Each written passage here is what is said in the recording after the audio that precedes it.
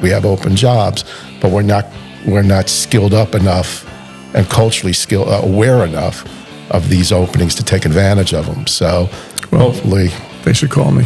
Yeah, they should call you. I think, for a lot of kids, the cost of going to college is unattainable.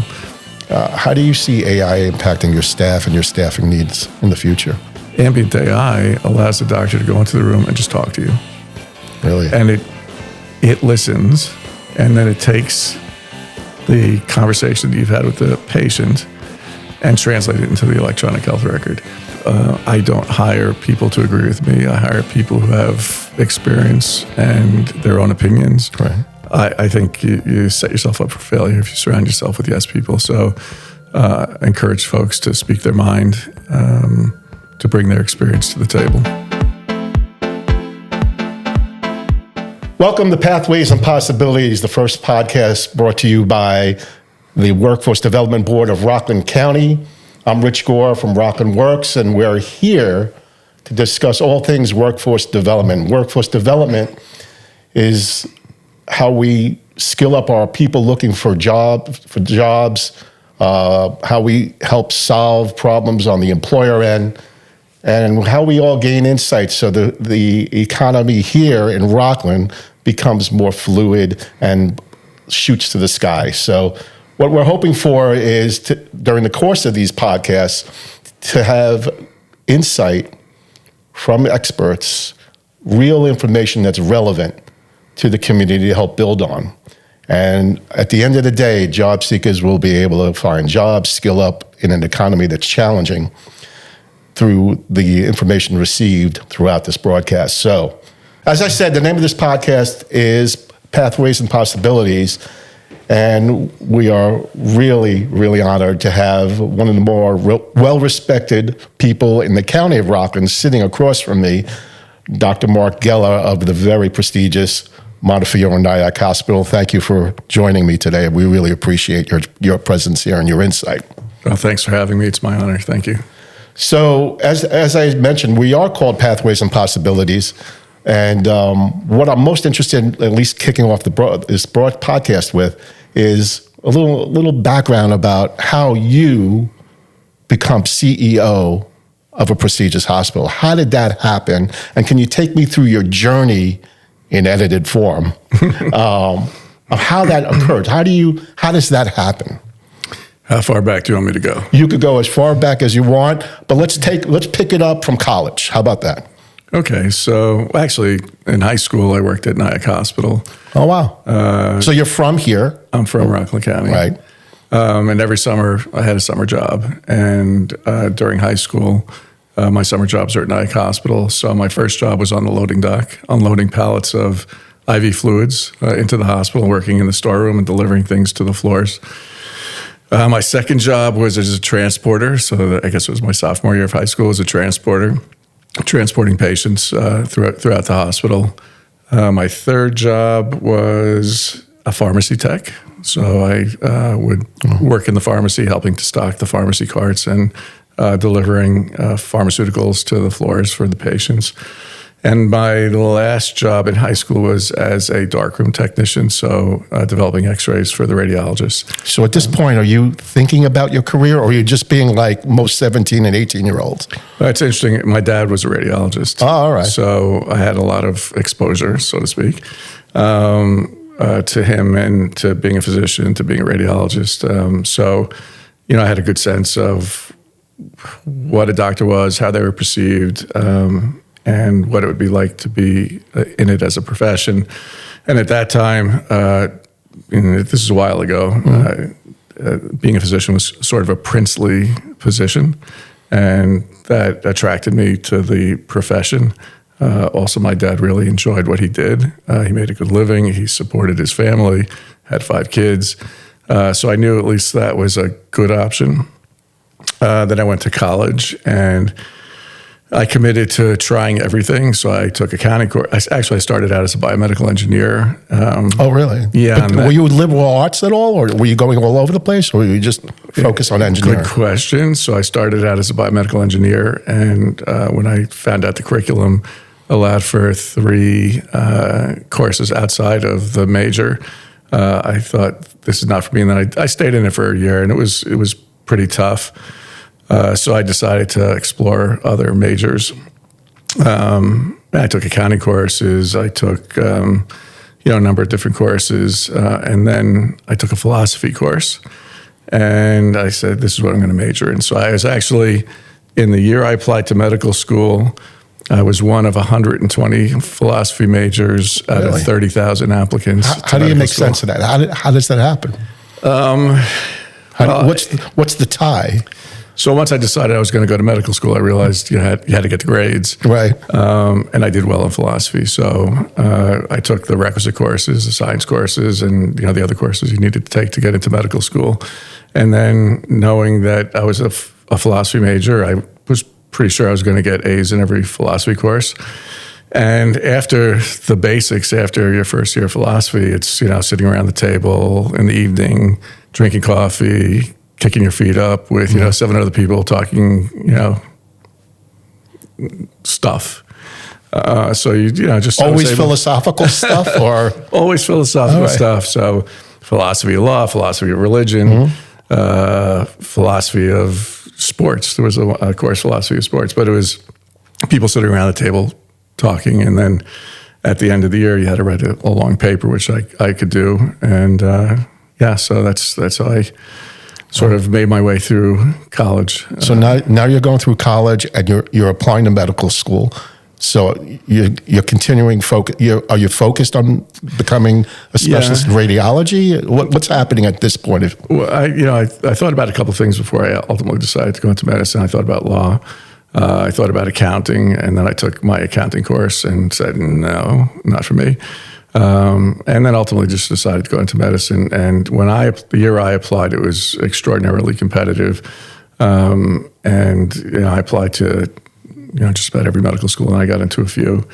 And I got into the State University of Newark at Downstate, which is a state school. So of all the schools that I got into, it was had the most favorable tuition, and I got to stay in New York, so I chose to go there. So now you come out, and where was your first job? I went to medical school for 4 years, and while you're in medical school, you have to decide what you want to do after medical school. So everybody does a residency after medical school. I thought about surgery, and I did my surgical rotations, and at that time, surgery, the residency programs were a pyramid.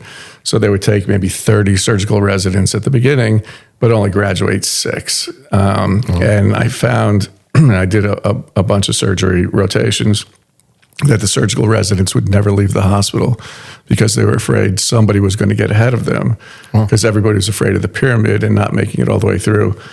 And it just seemed, you had to really, really, really want to do that to put up with that stuff. Right.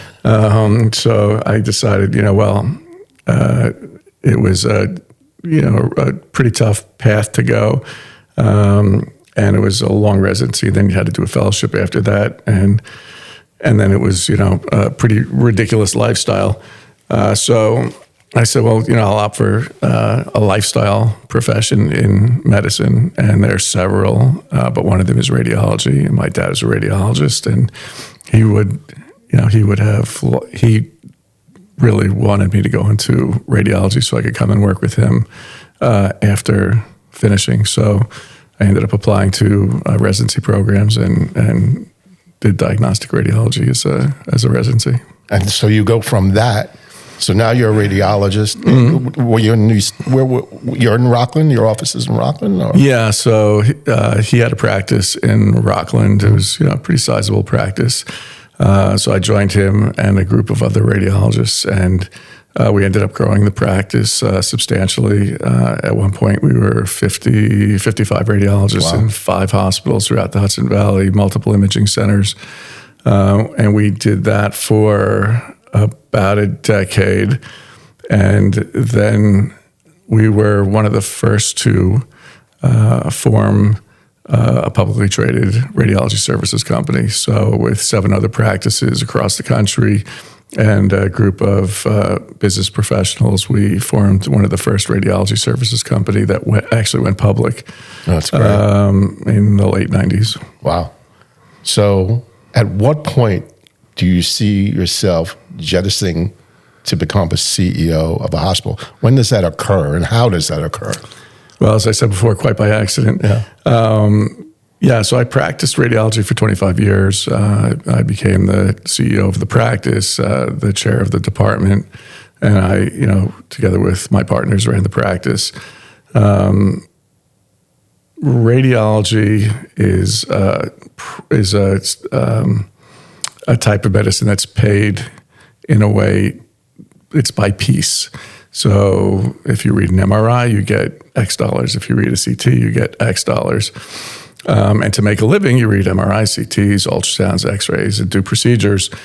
So when I started out, there was a price point per procedure. And I came into partnership at about the same time managed care came into existence. And every year that I was in practice, the price per piece decreased, but just a little bit. Right. So every year you had to work a little harder to make the same amount of money. And then it became, work a little harder, work a little faster. After 25 years, the price point came down. You wanted to maintain your level of income. You're working harder and you're working faster. And it started to, that on top of the administrative work, started to grind me down. And at about my 25th year, I was chair of the department of then Nyack Hospital. The then CEO left a 30 days notice. Oh. And the chairman of the board asked if I would step in on an interim basis to lead the hospital while they went through a national search for a CEO. And so, my job in my practice was for life. I could never be fired. So it was a very secure position, and it was, decent living. So my intention was to, help out the hospital and then come back to practice after 6 months. And I stepped away and I started doing the CEO work, and I realized that I had the opportunity to change a lot of things that I thought had to be changed or needed to be changed. And had that ability to flex muscle to get that to happen. And at the same time, stepping away from what I was doing gave me the opportunity to evaluate where I had been. And I was burnt. I was crispy. I just realized I was so burnt it was going to be hard to go back. So at the very last moment, I threw my hat in the ring. Did you expect to get it? The chairman of the board kind of indicated if you throw your hat in the ring, you're going to get the position. But I still had to go through the whole interview process and the diligence that third-party healthcare search firm was providing to the hospital. So I did go through that whole process, and there were several other candidates, and ultimately got the position. I wasn't absolutely sure, but I felt pretty sure that if I. And how long ago was that? 10 years ago. 10 years ago. Yeah. Wow. And there you are. Now you're chief cook and bottle washer of a hospital. Interesting times. Very interesting times. Every year we think it's interesting, and every year after that becomes more interesting, and not in a very positive way. I want to talk about some of those challenges, but listening to your story as you've grown and you've gone through the process, I'm curious as to when you get involved with hiring senior leadership at the hospital, and I assume, and we'll only talk about senior leadership. What kind of core competencies help you, do you look for in your own KPIs and making a decision? KPIs, key performance indicators.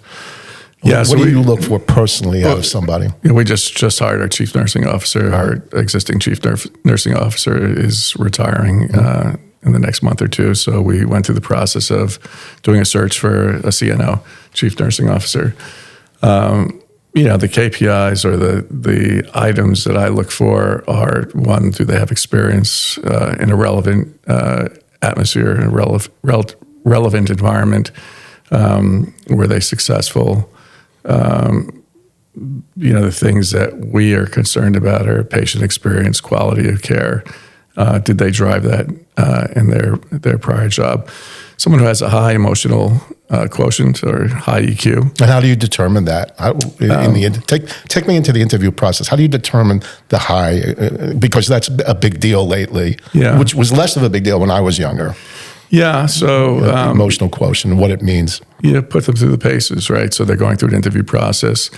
In our case, there were, the final candidates had more than a half a dozen interviews. I sat in on all of them, and I wanted to see how each of the candidates reacted to the different environments. So they initially met with senior management, my team. Then they met with the board. Then they went with the medical staff leadership, nursing leadership, and then some other collaborators. And just how they respond and react to those different environments, to sometimes tough questions, sometimes challenging questions. You get a visceral sense of, who they are as people and whether or not they have an appropriate EQ. And you also get references, right? So you want to make sure that there were no issues in prior positions. I assume you're looking for a fit in the current culture of the hospital. And correct. Do you define that culture when you're interviewing? Does that become apparent to the person who's up for the job? Here's what we're like here at this hospital. Yeah, and we message what our culture is. How would you define it? We're very focused on high quality care, patient experience, but as a team, we're very collaborative. We work to see the other succeed. We're transparent, honest, and disciplined. But really, I would say it's a relaxed environment, one where you should feel comfortable speaking up. I don't hire people to agree with me. I hire people who have experience and their own opinions. Right. And I want people to share those, even if they're divergent from where I am. I'm not always going to agree, but I appreciate the input. And I think you set yourself up for failure if you surround yourself with yes people. So encourage folks to speak their mind, to bring their experience to the table. So when you're flowing and in your daily operations, and you go through a month, and you get into a board meeting at the end of the month, what are some of the critical issues that come up that are challenges that face the hospital, specifically about hiring and retaining? Do you have issues? Do you have employee issues of retention? Are there frustrating moments as you sit there and operate a hospital relating to staffing? And if so, what's up with that? Or are there areas within the hospital that are vacant often? And is there a question in your mind that maybe that career isn't being promoted in the right way culturally? You follow what I'm saying? Maybe radiology as an example, which could be perceived to be an area which you may need. Is it actually? Actually, radiology is difficult to hire right now. Very difficult to hire. It is. We exited COVID with a very high vacancy rate. A lot of people retired who were senior, retired during COVID. A lot of folks left bedside care for fear of what was happening during COVID. It was a very traumatic experience for the hospital and for the community, that first wave and subsequent waves, 2021. So we lost a lot of folks. And then at the same time, people were not getting trained. So there were no new folks coming through in nursing and other specialties. Why do you think that was? Everything was shut down. Yeah, right? Schools were shut down.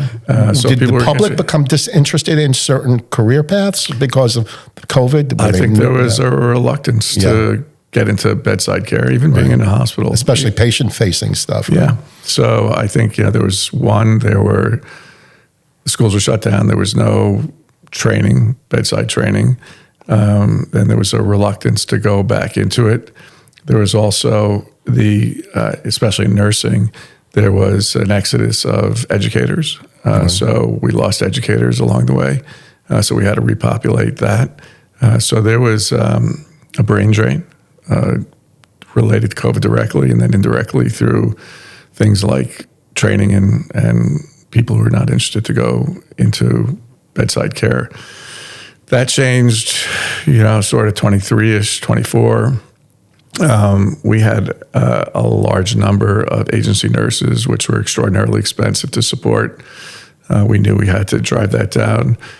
One of the things that was important to get done was a new nursing contract. We hadn't had a new nursing contract in 4 years, and we were not competitive in the marketplace to hire and retain.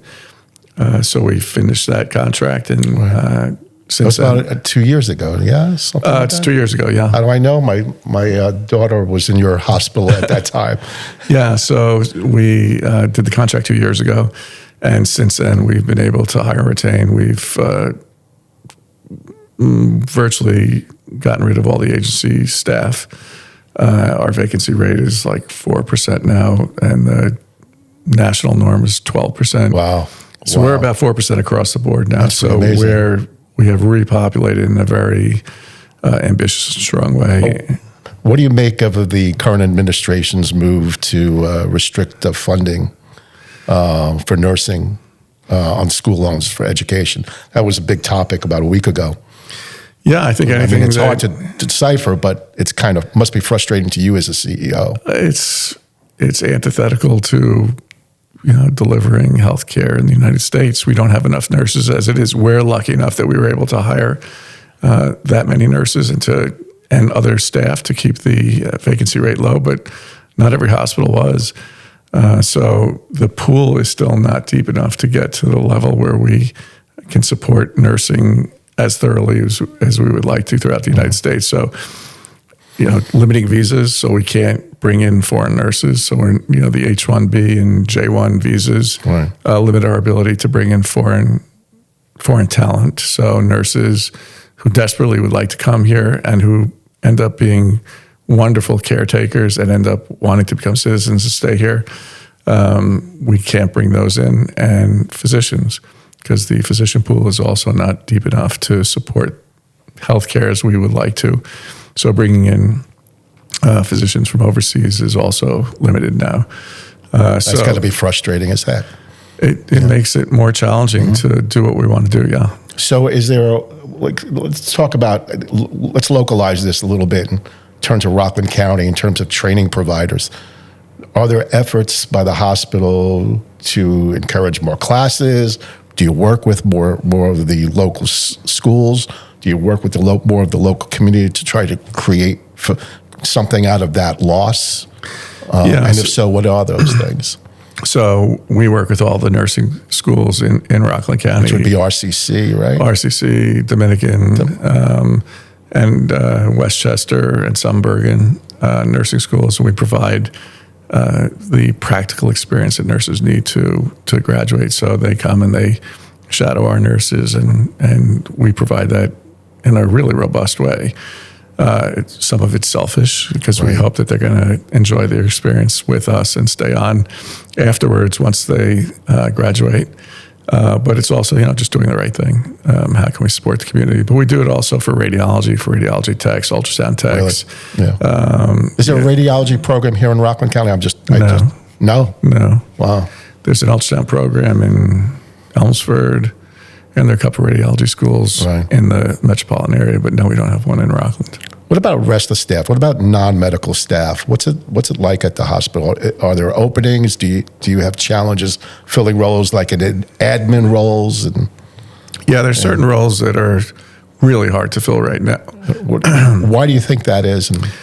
A couple of reasons. The hospital is like a microcosm of the economy, the work environment in the United States. So I think most kids when they're in high school think of hospitals as nurses and doctors, but we have IT, we have finance, we have marketing, we have retail, we have engineering, we have environmental services, and many other things, social work.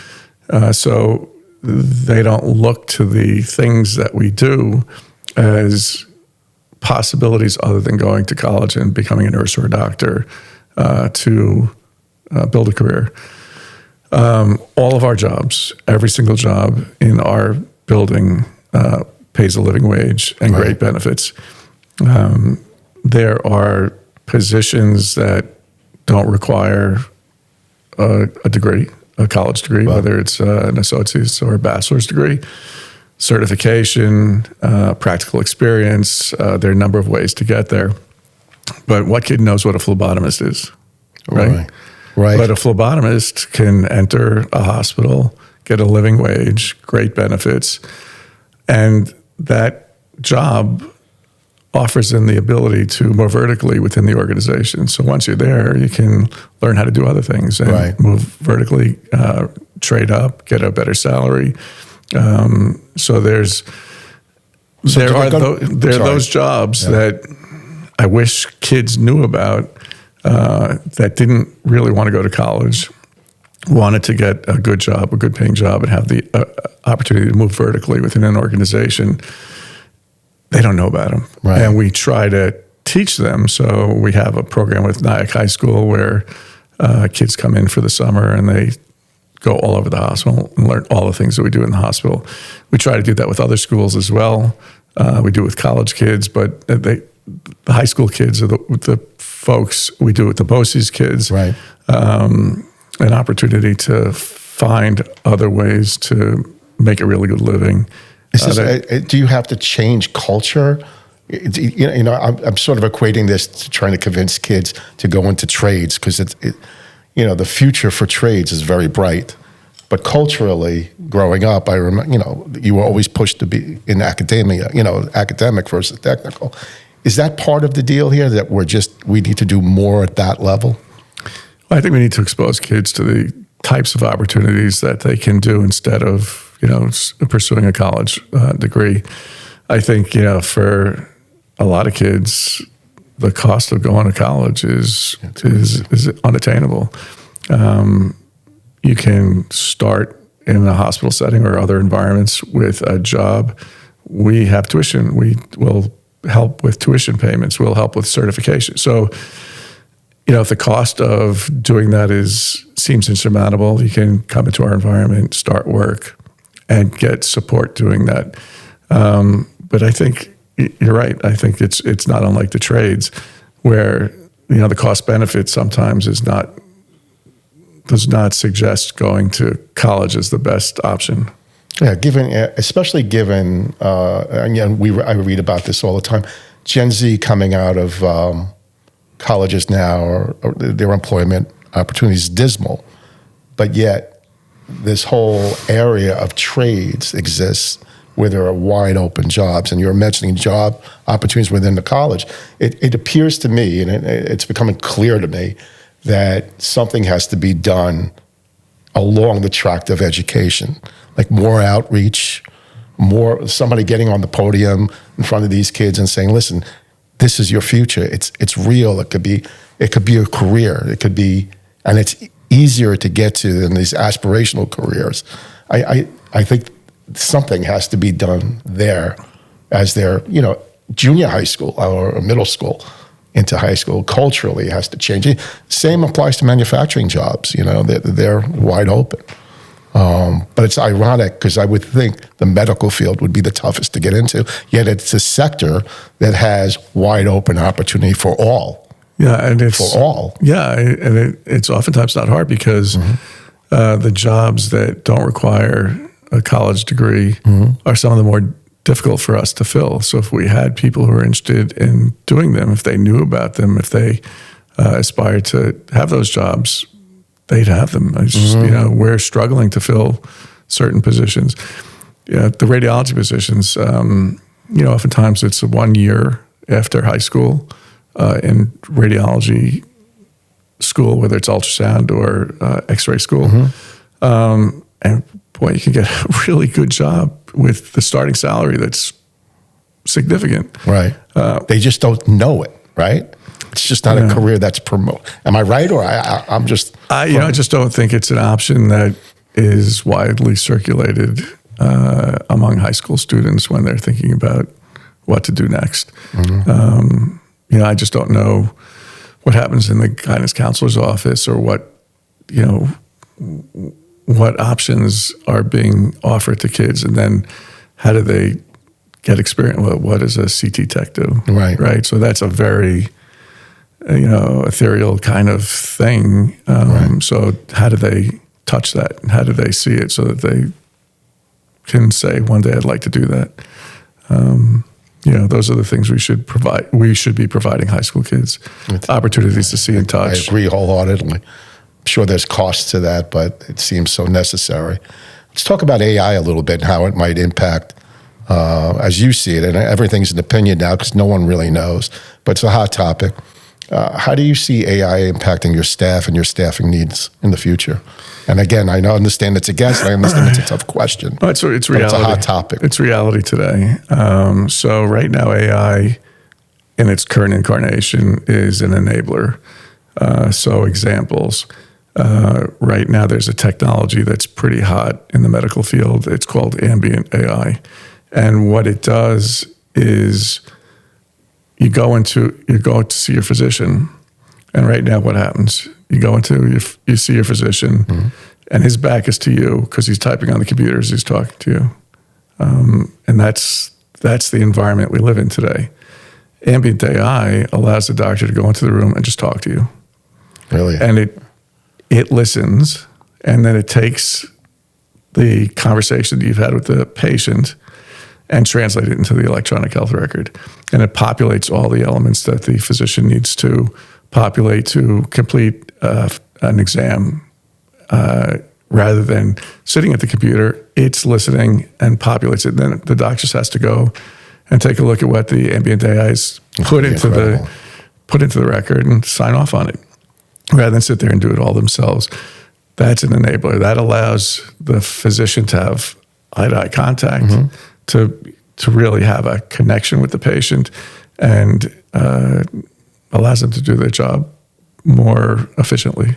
But do you sense that AI is also spreading fear among staff relative to whether their jobs will still be in place? I'm not talking so much about patient-facing stuff, but other disciplines. I mean, is there a concern that's sort of bubbling up there, or is it just not there yet? Because I can tell you, it's very hard to hire radiologists right now. We're not making radiologists, and I think one of the reasons is kids people who are finishing medical school and thinking about what they want to do next are concerned and reluctant to go into radiology because everybody's saying AI is going to replace radiologists. Cool. I don't see that happening. I see it as a technology that's going to help radiologists become more efficient, more timely, more accurate, provide higher quality services, make it life easier so that there's not the burnout that I experienced. But I think we're a long way off from radiologists being replaced. But be that as it may, I can't hire a radiologist right now. It's just impossible. Yeah. Amazing to me. So as you sit here in Rockland and try to deal with the challenges of running a hospital, is there anything that could be done better by the people within the county to help serve your need in terms of hiring? And don't be shy. If there's something you feel that's lacking, throw it out there. Have you thought about it? Is there something that could be done that you want to shout from the mountaintops and say, please try to do this, implement this, so we could serve those in healthcare?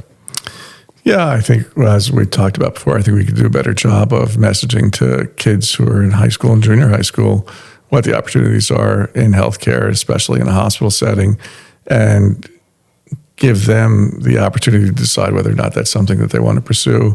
And if they want to pursue it, give them the opportunity to do so in a hospital setting. We're prepared to do that.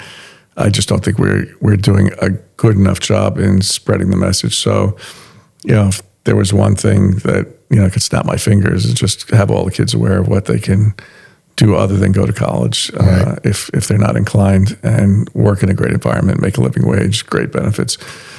I think as a community, I think it's one thing I always hope for is that the community supports its hospital. There are financial challenges that every hospital has, and if a community hospital, if a community more fully supports its hospital, we deal with those financial challenges less. I think those are the two.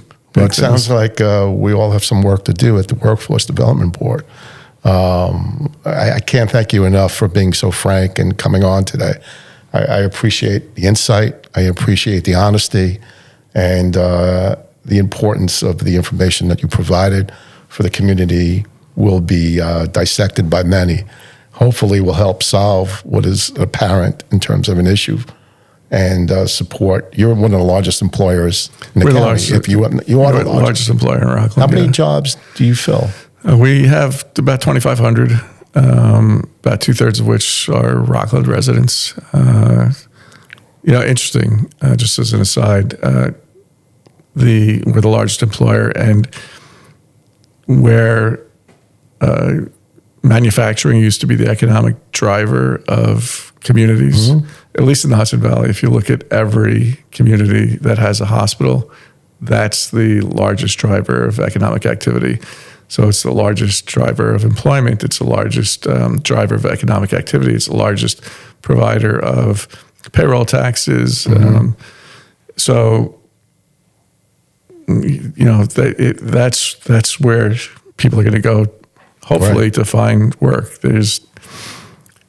We're the sector now that's replacing manufacturing as the largest driver of economic activity in communities. And that's important to note because as of today, some economic data came out and we ticked up in open jobs in October to 7.7 million.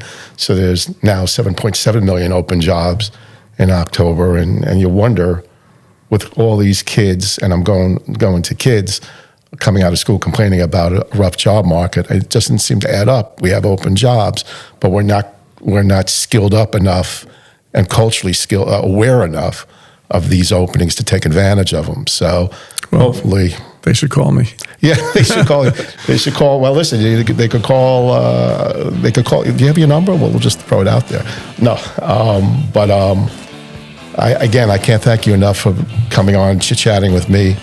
You provided great information at a time where people need the information, and maybe it'll stick, and we'll all continue to work to bring strong economic development through workforce development to Rockland County. So thank you, Mark, for coming on. Appreciate it. Yeah, thank you.